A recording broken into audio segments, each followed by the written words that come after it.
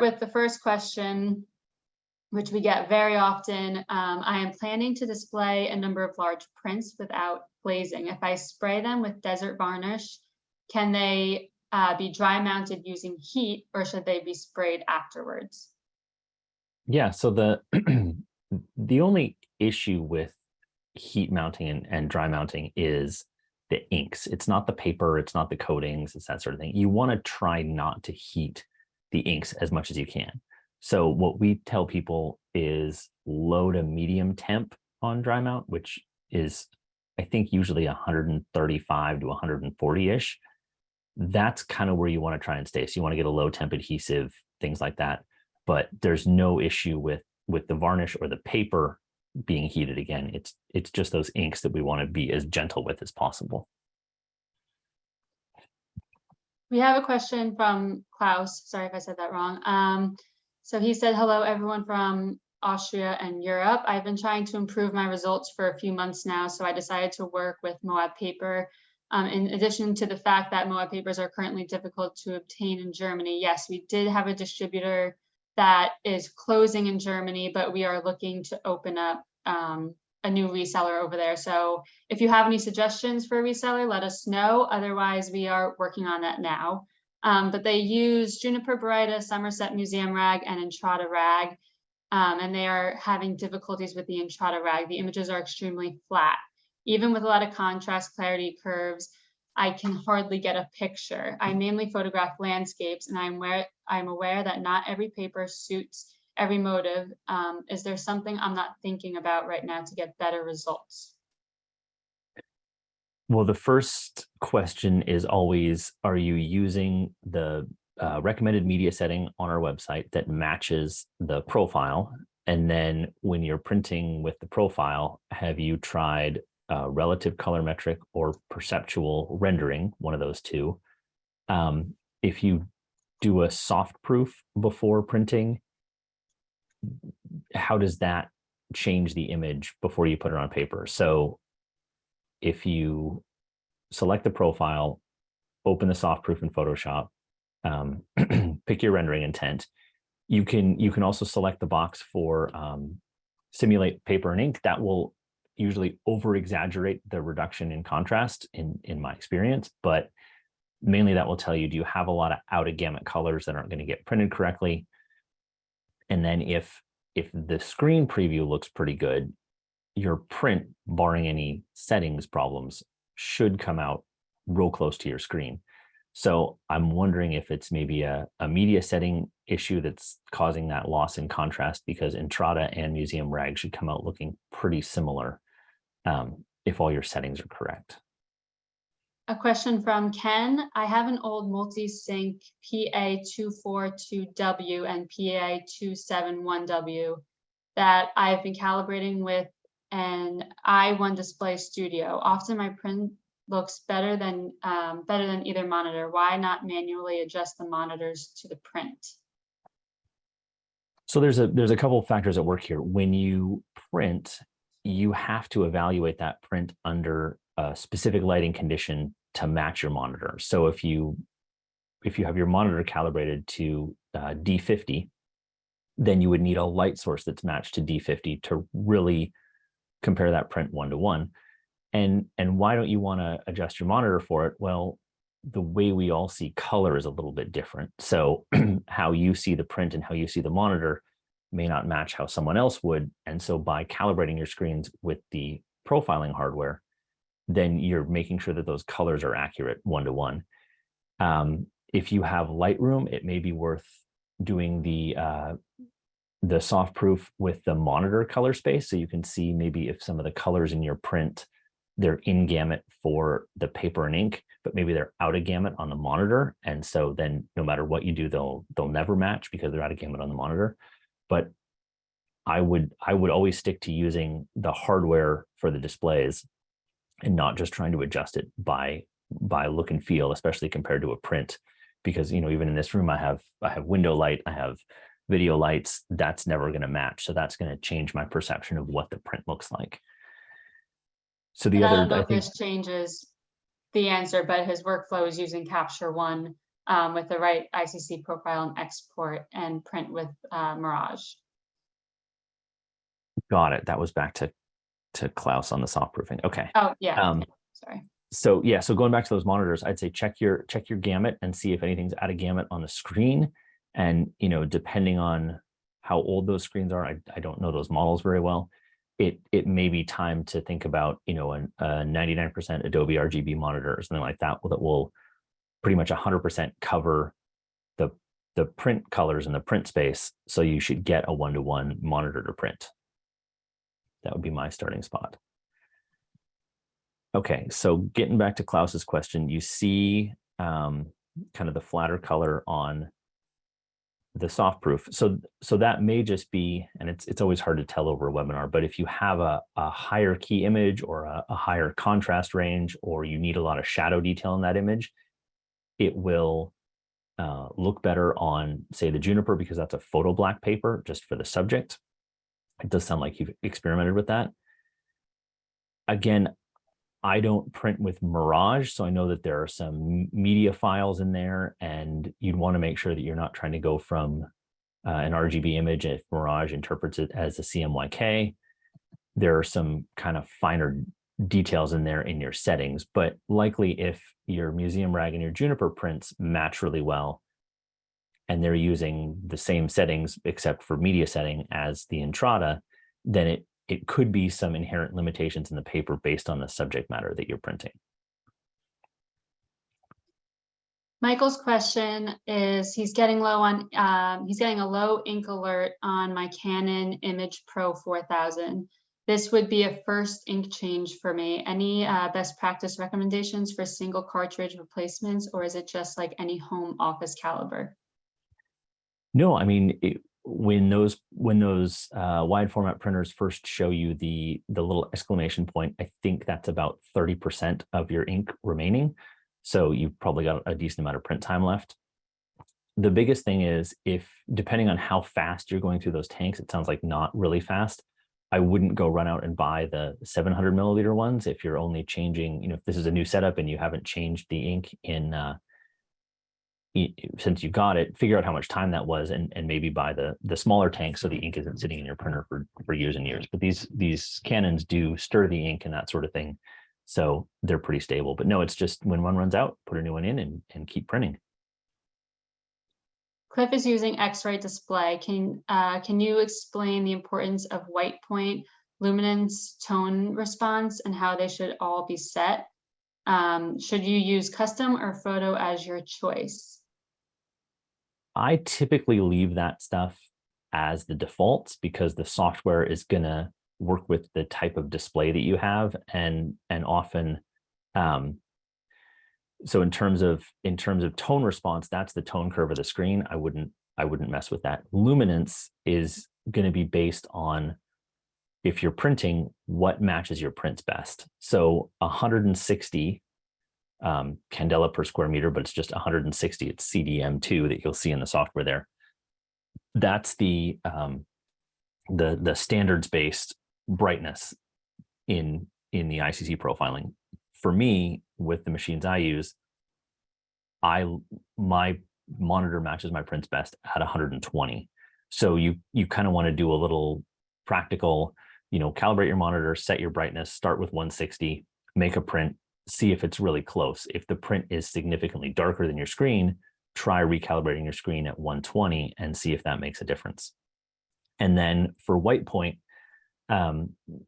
this also kind of depends on your viewing conditions and how much consistency you need. The profiles we provide are all made using a D50 white point. So if you calibrate your screen to D50, then that screen image will match the white point of the ICC profile. A lot of people calibrate screens to D65, which is just a little warmer. There's no problem with that. Just be aware that in some instances, you may notice that your print is just a little bit warmer, a little bit cooler than your screen, because if your screen's D65 and the print is going through a D50 profile, that may make a little difference. But then if we really dive in a little deeper, Adobe uses D65 as the white point for all their color management. So if you calibrate your monitor to D50, you're kind of getting a D65 print anyway. So it mainly depends on your workflow, but D50 or D65, see what works best for you. And then in terms of the luminance, do some real world print comparison tests, but it'll probably be between 120 and 160. Peter just purchased an Epson P900 and would like to know what paper you specifically recommend for black and white and what media settings you recommend for that recommended paper. So one of our best papers for black and white is the Juniper Baryta. Looks great in kind of any situation. We have profiles for that on our site, and on the profile download page, it lists those media settings that you were asking about. So I'm going to go there. So if you go to moabpaper.com, and from the menu bar is the ICC Profiles tab, select ICC Profiles Downloads.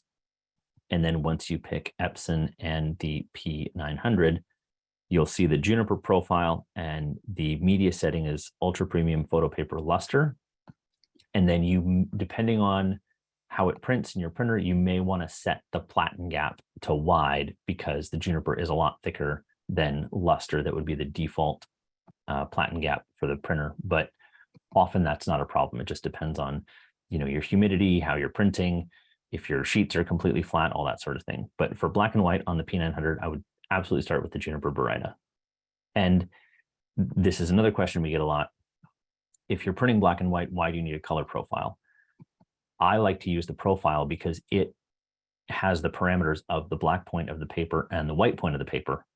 So when you use the profile to print your image, it's going to do it. It's going to adapt the image data based on the rendering intent into those parameters. So you keep your shadow detail and you keep your highlight detail.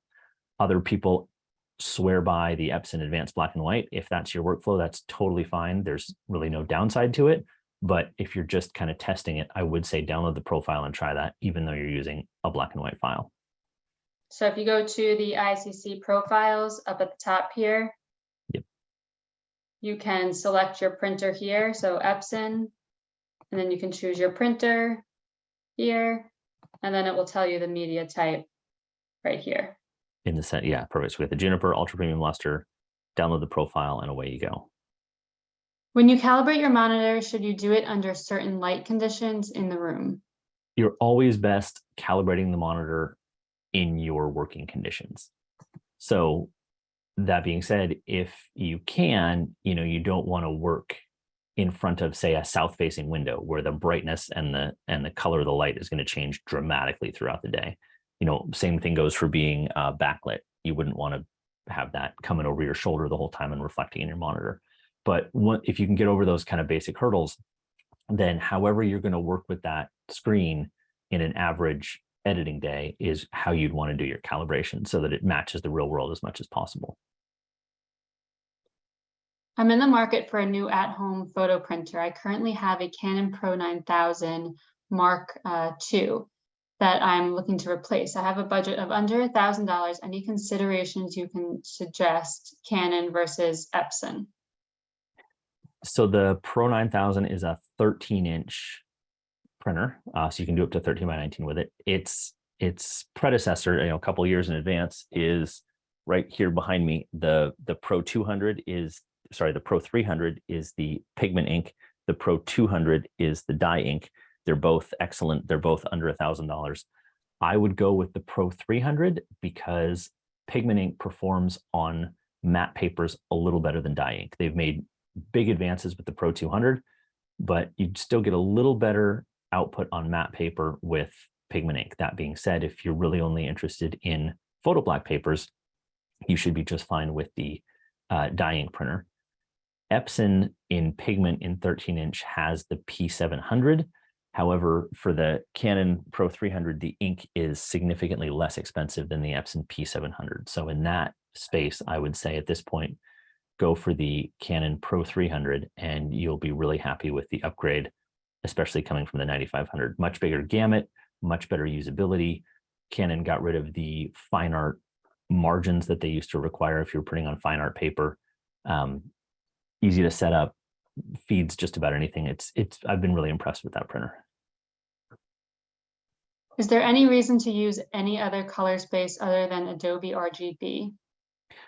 You know, AdobeRGB is sort of the old standby. If you're prepping images for the web, or say for Instagram or another site like that, sRGB is going to make sure that that image looks the same on all devices because it's a smaller color space. But for editing and printing, AdobeRGB is still what I would say sort of the gold standard. ProPhoto RGB has come about in the last few years. It's a much larger color space, but it's not 100% supported by everything, and it, you know, it would allow you to potentially have more colors than AdobeRGB, but if those colors aren't present in your file to begin with, it's a moot point. So the easy answer to your question is no, stick with AdobeRGB pretty much unless you're putting something on the internet and then convert it to sRGB. I have a Canon 9500 Pro printer that hasn't been used in a while and was turned off. When turning it on now, it won't print. Believe it shows clogged heads. Hints on cleaning, and should I replace all the inks when things are cleaned up? So with the Canon Pro series, those use thermal inkjet heads. So it's not super likely that the head is permanently clogged, but what probably happened if it's been more than 3 to 6 months is the inks that were in there have dried out. So before you can assess whether the print head is clogged, you'll probably need to put a full set of ink in it so you can use it. I know machines that I've seen in storage or whatever else, they come out of storage okay, but all those inks will have dried out. So you can do 10 head cleanings and it wouldn't make any difference because there's not enough liquid in the tanks left to force it through. So if you want to keep using that printer, put a full set of ink in it, run a couple of head cleanings, and that should get you back in business. Once I download the profile, where does it go and how do I open it? Yeah, so we have some installation instructions on the website. When you download the profile, it goes into your downloads folder, wherever you have that directed to, whether it's the default location or somewhere else. And then the installation varies whether you have Mac OS or Windows. And like I said, there's a step-by-step on our website, but if you're using Windows, you right-click on the profile and select Install Profile, and it will get copied to the correct folder. If you're running the Mac, then you have to open the Profiles folder, which is in Library Color Sync Profiles, and then manually drag and drop the profile you downloaded into that folder. And once it's there, it will be available to all the applications that use color management. What is the thickness for the Juniper Brighter Rag? So those are all listed on the website again. I think the Juniper is around 0.4 millimeters off the top of my head. I can look it up. But mainly, if you're using a Canon printer, it should auto sense the thickness of the paper and adjust the platen as necessary. Like I said, on the Epson, you may want to set the platen gap from standard to wide. No need to go to widest. The Juniper is 16 mil. So 0.41 millimeters is the thickness of the Juniper. Can I do multimedia work with your papers? Yes, and what we do recommend, if you're going to add pencil or paint or watercolor or anything else like that, using a cotton rag paper is going to give you the most kind of predictable result, and it's going to stand up to all that extra pigment the best. So that would be the Entrada, generally the 300 weight, because it's a little thicker, so you get a little more stiffness out of it, or the Somerset Museum rag are both really good options if you want to do multimedia or embellishment or anything else like that. The photo black papers aren't going to take paint very well, and there's no way to know how it's going to adhere to the coatings that are on there. So I would definitely say the Entrada or the Museum rag would be the two to try for multimedia work.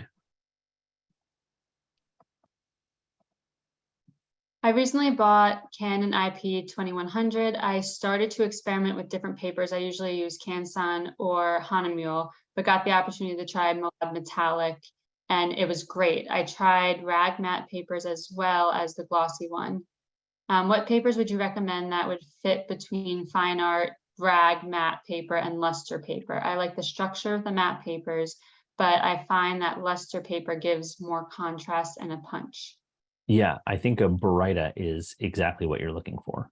So the Juniper Baryta, as we've been talking about, 100% cotton base, traditional Baryta coating, no optical brighteners, kind of a soft gloss.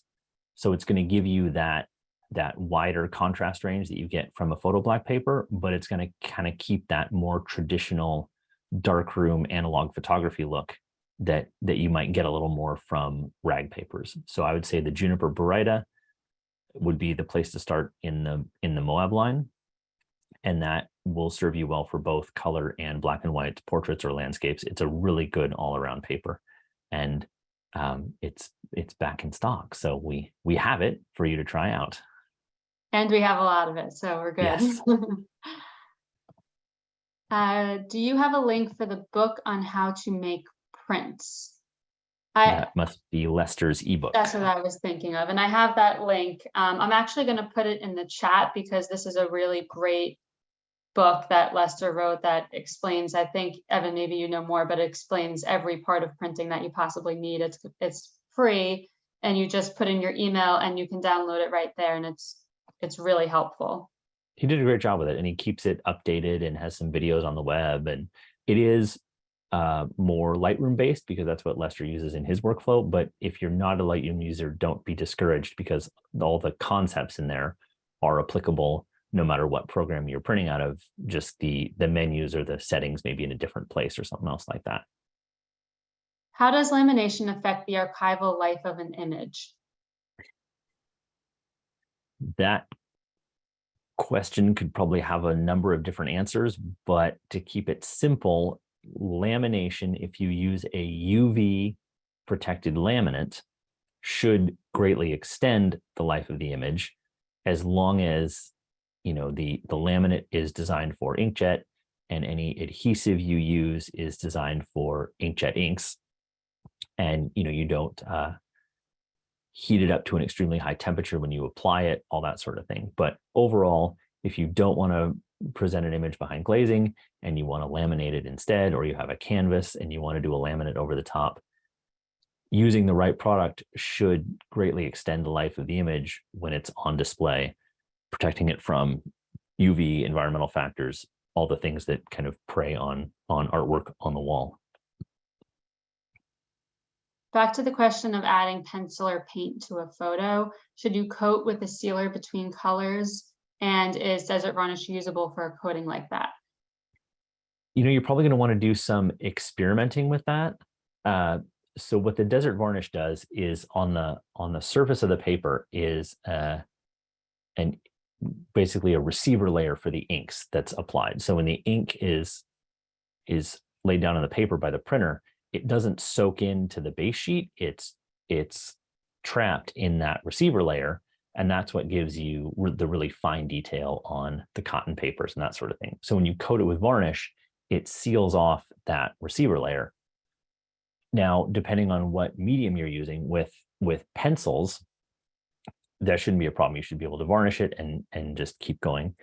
With paints, depending on the paint, the varnish is going to give you a little bit of water repellency. So if you're going to use something like watercolors, you might want to apply that embellishing and then do the Desert Varnish afterward. If you're using acrylic paints or something like that, it may not be as important. And then keep in mind, you don't want to use oil-based paints on inkjet images because the solvents in the oil paints will typically dissolve some of the ink pigments. So back to the easy answer is probably test it and see what works best for whatever medium you're using on top of the inks. But if longevity of the printed image is number one, then I would say you may want to varnish it first before embellishing it. How can I remove the curl from a print that originated from a roll? Yeah, so the best way, and really the only way to reliably remove the curl, is to back roll it. There are a couple of products out there on the market. One's called the D roller. It's basically a cylinder with a big sheet of fabric attached to it So you put the print down, curl side up, face up, and then you back roll it against that, hold it for 30 seconds, a minute, 2 minutes, depending on how curled the paper is or how stiff the paper is. And then when you unroll it, the print should lay mostly flat. You can also make any sort of a device like that out of an old 3-inch paper core. You might want to wrap it with a sheet of paper or fabric so the paper core is not rubbing in front of your image. But any practical way to roll it the opposite direction, keep some tension on it for a period of time, and then unroll it, and that will really help flatten it out. On the Epson XP-15000, what is the highest GSM I can use? So that's a little bit of a misnomer. GSM is actually the density of a paper. It's not the thickness. And what that means is on Entrada, the Entrada 300 and the Exhibition Luster 300 are both 300 GSM papers, but the Entrada is about twice as thick as the Luster because it's less dense. So I know on the XP-15000, with the sheet feeder on the one that we have, sometimes with thicker cotton papers, you do have to kind of apply some pressure at the top of the sheet as it starts to feed it so that it can get it into the printer. And then once it gets it out of the sheet feeder into the printer, it prints it just fine. So the thicker papers you have to assist, but the Epson website would give you the actual paper thickness that it tops out at. And then you could look at our specs on the website based on what paper you're using and see if the paper is close to the maximum for the printer or if it's significantly under. I know that we profiled all of our papers on the 15,000, so they all will print through it just fine. But like I said, for the Entrada 300, possibly the Juniper, possibly the Museum Rag, you'll need to give it a little nudge as it's trying to feed it out of the sheet feeder because it has some little teeth that sometimes get stuck on thicker paper. What is the reason for a magenta cast on a print?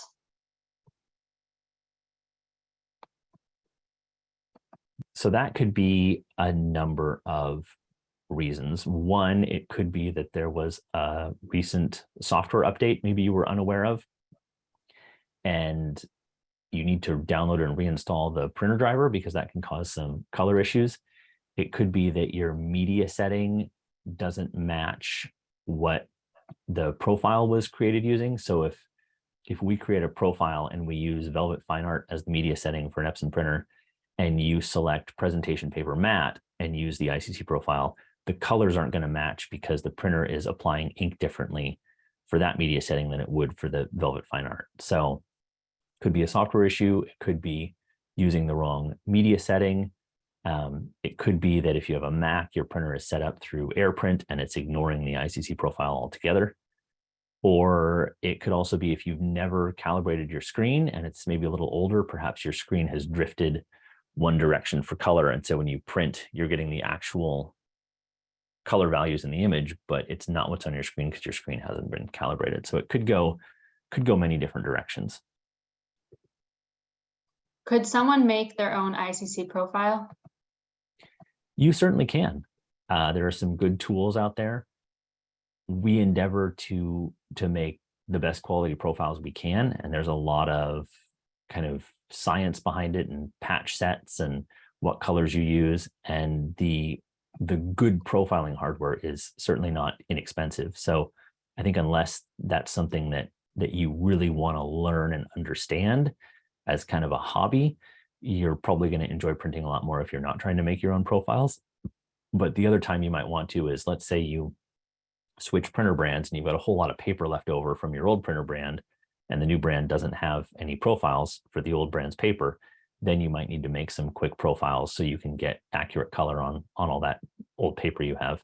But if you buy Moab paper, we have profiles for whatever printer you've got pretty much. How long should someone wait after printing to frame a print? I always like to give it 24 hours at the minimum. And the reason for that is once the print comes out of the printer, it is instantly dry, but the liquids, the carrying fluids and the inks need to evaporate off that sheet of paper before you put it in a frame. So after 24 hours, generally all of those fluids have evaporated and the print is very stable. If you get in a hurry or you don't remember and you frame it later in the same day that you printed it, there's a chance that over the course of a week or 2 weeks, the glass will start to fog up from the inside because those liquids are evaporating off the paper and condensing on the glass. You haven't ruined your print. All you need to do is take the frame apart, clean the glass, maybe let that print sit for a bit, and then reassemble your frame. But 24 hours should be plenty, whether you're framing it, putting it into storage, laminating it, anything else like that. Any suggestions on the best way to feed cut sheets through a printer? Well, if you're using a sheet fed printer, then kind of depending on the media setting, you'll either use the sheet feeder on Canon, they call it the top feed, or the single sheet manual feed. If you're using a big roll printer, that's going to, again, depend on which model you have. For the Canons, you load it in front. For the Epsons, you load it from the top. But that's, if you're struggling with getting a sheet to load, that would definitely be look in the printer manual and double check your paper path and your media settings to get that paper loaded. Someone recently got the Moab Unryu. Do you have any cautions before sending it through the Epson XP-15000? No, just I would typically load it one sheet at a time, even in the sheet feeder, because it is so thin. The printer, if you put a stack in there, could easily pick up 3 or 4 sheets and try to run them all through at once, which makes a bit of a mess. But yeah, I'd say one sheet at a time. You don't have to use the manual feed. It does okay in the sheet feeder.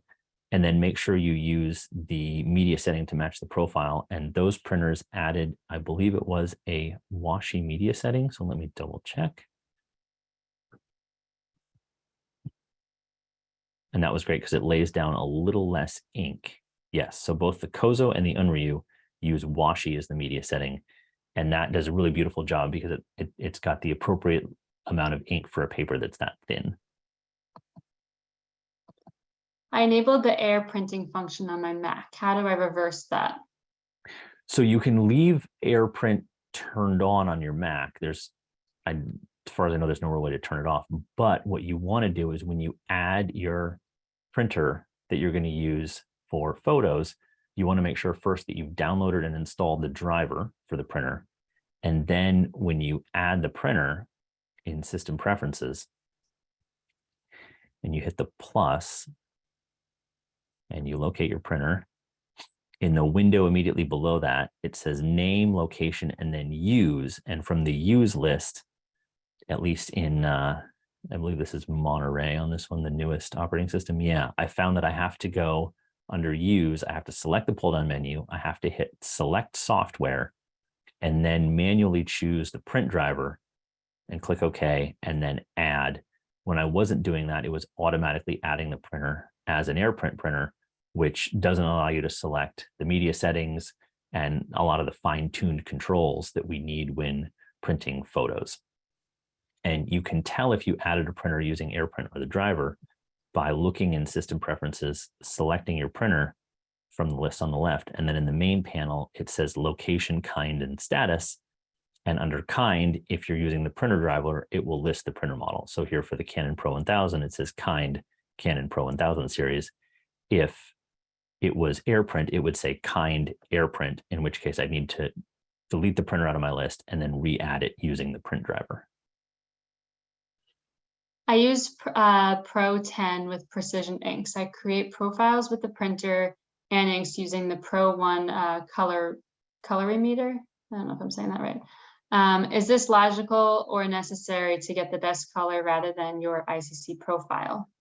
I don't know much about Precision Inks. I don't really work with them. I always advise sticking with the OEM inks for your printer, mainly because with those inks, they're absolutely guaranteed to be color stable. So the inks you bought 2 years ago will match the inks that you buy 2 years from now, and they'll be consistent all the way through. They're also tested for longevity and pigment density and all sorts of things. Generally, the less expensive kind of aftermarket inks, they're not made to those same quality standards, and from what I've read, there can be a lot of premature fading issues because they're not as high quality. So, obviously an OEM ink is relatively expensive per volume. But when you break that down into what does that actually cost per print, for an 8x10 image, you're typically looking at about $1 worth of ink, a little more, a little less. But, even though it's got 10 cartridges that are all $14 a piece, when you're making that print, you're not using that much ink. So, if this workflow is working for you and you're happy with it, then that's great. But I don't recommend third-party inks to save money or anything else like that, because typically they end up just giving you heartache down the road. So the next question is, how do I store different papers like Entrada rag textured and Juniper Baryta rag?